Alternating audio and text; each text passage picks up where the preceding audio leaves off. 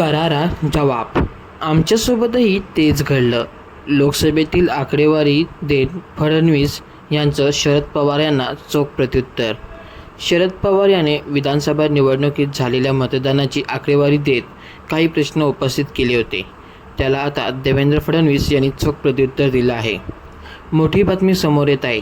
कोल्हापूरमध्ये बोलताना राष्ट्रवादी शरद पवार गटाचे अध्यक्ष शरद पवार यांनी विधानसभा निवडणुकीत झालेल्या मतदानाची आकडेवारी देत काही प्रश्न उपस्थित केले होते. काँग्रेसला विधानसभा निवडणुकीत 80 लाख मतं पडली तरी त्यांच्या 16 जागा आल्या आणि शिवसेना शिंदे गटाला 79 लाख मतं पडली.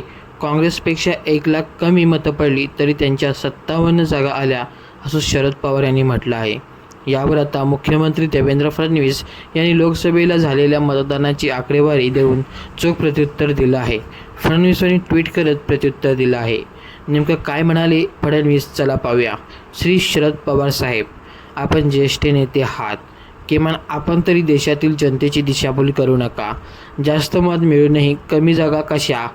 चला 2024 लोकसभेत काय झाले होते ते पाहूया.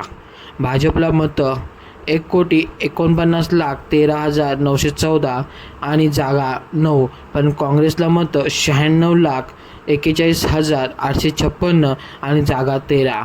शिवसेनेला 73,77,674 मतं आणि 7 जागा, तर राष्ट्रवादी शरद पवार गटाला 58,51,176 मतं आणि 8 जागा. 2019च्या लोकसभेचं उदाहरण तर फारच बोलके आहे.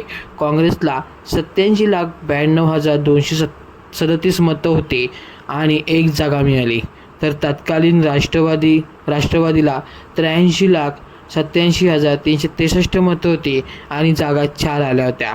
पराभव स्वीकारला तर यातून लवकर बाहेर याल. तुम्ही तरी आपल्या सहकार्यांना आत्मपरीक्षण करण्याचा सल्ला दिला पाहिजे अशी माझी अपेक्षा आहे. शरद पवार यांनी नेमकं काय म्हटलं होतं, चला पाहूयात. आम्ही विधानसभा निवडणुकीत झालेल्या मतदानाची आकडेवारी काढली. विधानसभा निवडणुकीत काँग्रेसला 80 लाख मतं पडली तरी त्यांच्या 16 जागा आल्या आणि शिवसेना शिंदे गटाला 79 लाख मतं पडली.